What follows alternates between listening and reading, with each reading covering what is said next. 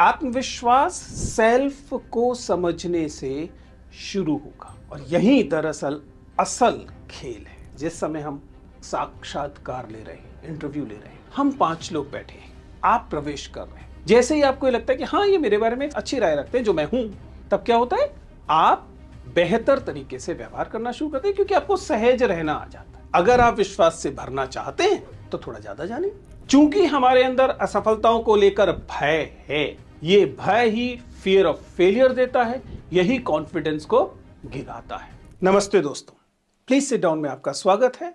और आज हम बात करेंगे उस चीज को लेकर जिसे लेकर मुझे बार बार पूछा जाता है। आजकल मॉक इंटरव्यूज चल रहे हैं और हम लोग जब मॉक इंटरव्यूज लेते हैं तो कैंडिडेट्स अक्सर फीडबैक के दौरान जिस सवाल को सबसे ज़्यादा उठाते हैं वो ये है कि सर, कॉन्फिडेंस कैसे लाएं, आत्मविश्वास कैसे आएगा। तो आज हम इस महत्वपूर्ण विषय पर चर्चा करेंगे कि आत्मविश्वास का क्या मतलब है और वे कौन से तरीके हैं जिनसे आप अपने अंदर आत्मविश्वास या विश्वास या कॉन्फिडेंस ला सकते हैं। मुख्यतः इसका मतलब क्या है, इसे हम शुरू करेंगे और इसे समझेंगे कि आत्मविश्वास को बनाने के लिए क्या किया जाए। आम तौर पर विद्यार्थियों में गलतफहमी ये होती है कि सेल्फ कॉन्फिडेंस का मतलब है चीख कर, चिल्ला कर बोल पाना, तेज गति से बोल पाना, क्योंकि आम तौर पर इसी को सबसे ज्यादा मुखर अभिव्यक्ति मानते हैं लोग आत्मविश्वास की, जबकि सच्चाई ये नहीं है। आपको आत्मविश्वास को थोड़ा गहराई से समझना पड़ेगा और जैसे ही आपको आत्मविश्वास अच्छे से समझ आएगा, आपको वो तरीके भी समझ में आने शुरू हो जाएंगे जिनसे आप अपने अंदर आत्मविश्वास को पैदा कर सकते हैं, आपके अंदर कॉन्फिडेंस आ सकता है। आत्मविश्वास जाहिर है कि सेल्फ कॉन्फिडेंस सेल्फ से उपजता है। देखिए, सबसे सरल सी बात है, जब हम किसी ऐसी जगह पर, ऐसे समूह में होते हैं जिसके साथ हम स्वयं को आइडेंटिफाई करते हैं, पहचानते हैं, तो हम क्या महसूस करते हैं? हम महसूस करते हैं कि हमारा सेल्फ और इस जगह का जो डोमिनेंट सेल्फ है वो एक जैसा है। इसलिए हम असहज नहीं होते, और चूंकि हम असहज नहीं होते इसलिए हम जो चाहते हैं वो कह पाते हैं, जो हम सोचते हैं उसे शेयर कर पाते हैं, हमारे अंदर एंजाइटी नहीं होती, हमारे अंदर नर्वसनेस नहीं होती, और इसी को अंततः आत्मविश्वास कहा जाता है। लेकिन जैसे ही आप एक ऐसी सिचुएशन में जाते हैं जो आपको अपने सेल्फ से इतर दिखाई देती है, आप असहज महसूस करते हैं। मसलन मान लीजिए आपको कहा जाए कि प्रिंसिपल ने आपको बुलाया है। अब आप अगर विद्यार्थी हैं और आप प्रिंसिपल के रूम में घुस रहे हैं, तो प्रिंसिपल के रूम में घुसते ही आप एक ऐसे स्पेस में आ गए जिस स्पेस में जो आपका अपना सेल्फ है, जो आपका आत्म है, उसके साथ नहीं जोड़ पाते, और आपको लगता है कि एक ऐसी जगह है जहां पर मैं जैसा हूं वैसा रहने से काम नहीं चलेगा, और अंततः आप असहज महसूस करते हैं। यानी कि आत्मविश्वास सेल्फ को समझने से शुरू होगा और यही दरअसल असल खेल है, क्योंकि अधिकांश मामलों में हमें पता नहीं होता कि हमारा सेल्फ, हमारा जो आत्म है वह है क्या। और ये कोई नई बात नहीं है, क्योंकि सही बात यह है कि 20वीं शताब्दी के शुरू में तमाम मनोवैज्ञानिक इस बात से जूझ रहे थे और तब से आज तक जूझ रहे हैं ये समझ पाने में कि दरअसल सेल्फ का मतलब क्या है। मसलन मैं एक शानदार कोट आपको देता हूं। सोशियोलॉजिकल चार्ल्स हॉर्टन ने दूसरे दशक में 20वीं शताब्दी के इस बात को कहा कि I am not what I think I am not what you think I am what I think you think I am। आप समझ सकते हैं, थोड़ा सा जटिल ऐसा लग रहा है जैसे कि जगलरी है, लेकिन अगर आप ध्यान से समझे तो इसका क्या मतलब है? मैं अपने आप को क्या तुर्रम खा मानता हूं, ये मेरा सेल्फ नहीं। आप मुझे कितना घटिया, अच्छा, बुरा व्यक्ति मानते हैं, ये भी मेरा सेल्फ नहीं। मेरे सेल्फ का मतलब है कि मुझे क्या लगता है कि आप मुझे क्या मानते हैं। इन अदर वर्ड्स, जब आप किसी भी वातावरण में, किसी भी परिवेश में हैं, तब आपके सेल्फ का मतलब है कि आपके अनुसार जिन लोगों के बीच आप हैं उनकी आपके बारे में राय क्या है। अब फिर से प्रिंसिपल वाले उदाहरण पर पहुंचिए। आप प्रिंसिपल रूम में घुसे, आपको पता है कि आपके खिलाफ कोई शिकायत प्रिंसिपल के पास पहुंची है और उसके बारे में आपको बुलाया गया है। तब आपका अपना सेल्फ क्या है? आपको लगता है कि सामने बैठे हुए अधिकारी या आपके प्राचार्य जो हैं वो यह मानकर चल रहे हैं कि आप एक शरारती व्यक्ति हैं। तब उस समय आपका सेल्फ क्या हो गया? आपका सेल्फ यही शरारती व्यक्ति हो गया, और इसी कारण आपका आत्मविश्वास गिरा पड़ा रहेगा, क्योंकि आपको शरारती माना जा रहा है, आप पर आरोप हैं, इत्यादि इत्यादि। अब इसका क्या मतलब है? इसका मतलब है कि यदि आप सेल्फ कॉन्फिडेंस बढ़ाना चाहते हैं तब आपको अपने बारे में अन्य लोगों की राय को इस प्रकार, देखिए आप लोगों की राय नहीं बदल सकते, और वैसे भी लोग आपके बारे में क्या राय रखते हैं ये आपका सेल्फ है ही नहीं, जैसा हमने कहा। तो आपका सेल्फ क्या है? आप अन्य लोग आपको कैसे देख रहे हैं इस राय को ठीक करें। अगर आप इस समाजशास्त्री हॉर्टन कुले के हिसाब से चलें तो आपको क्या करना है? आपको यह मानना है, आपको यह समझना है कि आपके बारे में लोगों की राय, जो उस समय इर्द गिर्द जो लोग हैं उनकी राय बहुत बुरी नहीं है, या सबसे महत्वपूर्ण बात, वे आपको अपने जैसा या अपने समूह का ही हिस्सा मान रहे हैं। तुरंत तुरंत जैसे ही आप इस सेल्फ को पहचानेंगे, तुरंत आपके आत्मविश्वास के कम होने के कारण समाप्त हो जाएंगे, क्योंकि आप फिर अपने उस कंफर्ट जोन में होंगे जिस बारे में आपको पता होगा कि आप जो आपके सामने व्यक्ति है, जो समुदाय है, वो आपको बुरा नहीं मानता। इसी वजह से आप मित्रों के साथ आपका आत्मविश्वास अच्छा रहता है, क्योंकि मित्र आपके बारे में क्या राय रखते हैं, इस राय को लेकर आपको ज्यादा मगजमारी नहीं करनी पड़ती। तो आपको करना क्या है? आप जिस भी परिवेश में जा रहे हो उस परिवेश के विषय में अपने आप को यह यकीन दिलाएं कि यह जो समुदाय है, जो समूह है जिसमें आप प्रवेश कर रहे हैं, वे आपके बारे में सहज सुखद राय रखता है। मैं ये नहीं कह रहा कि वो आपको बहुत महान मानता है, ये जरूरी नहीं है। अब इसको मेरे वाले क्षेत्र पर लागू करें कि जिस समय हम साक्षात्कार ले रहे हैं, इंटरव्यू ले रहे हैं, हम 5 लोग बैठे हैं, आप प्रवेश कर रहे हैं। अगर आप ये मानकर चलें पहले से कि सामने पहले जो लोग बैठे हुए हैं, बोर्ड मेंबर्स, वो मेरे बारे में बुरी राय नहीं रखते, मैंने एक महत्वपूर्ण परीक्षा पास की है इसलिए मेरा इंटरव्यू हो रहा है, तो वो मेरे बारे में एक अच्छी राय रखते होंगे कि मैंने मेहनत की है, मैं एक अच्छा विद्यार्थी हूं। जैसे ही आप इस सहजता के क्षेत्र में पहुंचते हैं, जैसे ही आपको लगता है कि हाँ ये मेरे बारे में एक साथ अच्छी राय रखते हैं जो मैं हूं, तब क्या होता है? आप बेहतर तरीके से व्यवहार करना शुरू करते हैं, क्योंकि आपको सहज रहना आ जाता है। यह आत्मविश्वास पाने की शुरुआती चरण है। लेकिन आत्मविश्वास एक स्किल भी है, एक कौशल भी है। कॉन्फिडेंस एक कौशल है, तो कौशल की विशेषता होती है कि उसे अभ्यास से हासिल किया जा सकता है। तो कैसे शुरू करें? कुछ 2 4 5 महत्वपूर्ण टिप दे सकते हैं। सबसे पहले तो आप इसको समझिए कि जो छोटी छोटी, बहुत छोटी ही सही, जीत आप हासिल करते हैं, जो आपने छोटी छोटी उपलब्धियां हासिल की हैं, इनसे आपके आत्मविश्वास को लाभ मिलता है। इसलिए इन उपलब्धियों की इज्जत कीजिए।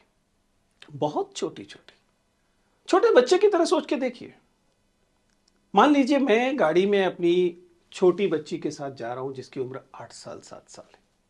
मैं गाड़ी को किसी जगह पे खड़ा करता हूं और उससे कहता हूं कि बेटा वो सामने वाली दुकान से, मान लीजिए कि उससे कहा गया कि अमुक चीज़ ले आइए, तो सामने वाली की दुकान से जाइए और एक बर्गर ले आइए। छोटा बच्चा।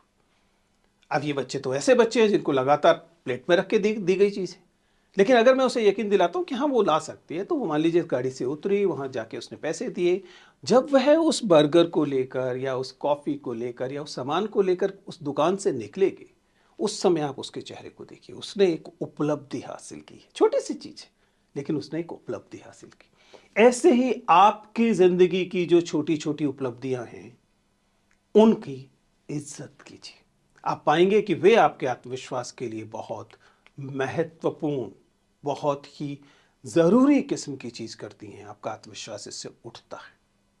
दूसरी चीज़, अज्ञानता आपके बारे में केवल आपकी राय को नहीं, बल्कि आपकी इस राय को भी प्रभावित करती है कि दूसरे आपको कैसे देख रहे हैं।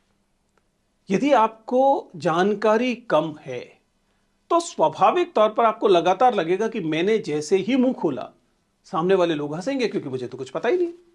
In other words, knowledge is power. जैसे ही आपको चीजों की जानकारी होती है, आप अपडेटेड होते हैं, आपने पढ़ रखा होता है, आपने समझ रखा होता है, आप उस विषय में बोलने को लेकर थोड़े से ज्यादा विश्वास से भरे होते हैं। इसका रिवर्स भी ट्रू है। अगर आप विश्वास से भरना चाहते हैं तो थोड़ा ज्यादा जानिए। तो जिस भी क्षेत्र में आप जा रहे हैं, चाहे ये साक्षात्कार हो, चाहे ये किसी सेल्स मीटिंग में जा रहे हो, चाहे कोई नेगोशिएशन हो, चाहे प्रेम का प्रस्ताव देने जा रहे हैं, जिस भी स्थिति में जा रहे हो, उसके लिए जो महत्वपूर्ण ज्ञान का अंश है, नॉलेज डोमेन है, उसके बारे में जानिए। जिस व्यक्ति को आप प्रेम प्रस्ताव देने वाले हैं, आप उसके बारे में कुछ जानते ही नहीं, उसका नाम भी नहीं पता, आप अचानक उसे रोक रहे हैं और कह रहे हैं कि चलिए चलिए हम दोस्त बन जाते हैं, क्या वह आपकी बात सुनेगा? नहीं। लेकिन अगर आप उसके विषय में जानते हैं आप उसकी पृष्ठभूमि से परिचित हैं, आपने उसके की परफॉर्मेंस को कहीं देखा है, परीक्षा में देखा है, नृत्य में देखा है, व्हाटएवर, और आप उसके उल्लेख के साथ बातचीत शुरू करते हैं, आपका आत्मविश्वास अलग स्तर पर है क्योंकि आपके पास कुछ ज्ञान है। ये इंटरव्यूज पे लागू होगा, ये तमाम चीजों पे लागू होगा। चीजों को जानिए। Knowledge is power that brings confidence, and there are several instances of it. आखिर एक डॉक्टर आपसे इतने आत्मविश्वास के साथ बात क्यों कर पाता है? क्योंकि वो आपकी बॉडी को, आपकी बीमारी को आपसे भी बेहतर जानता है।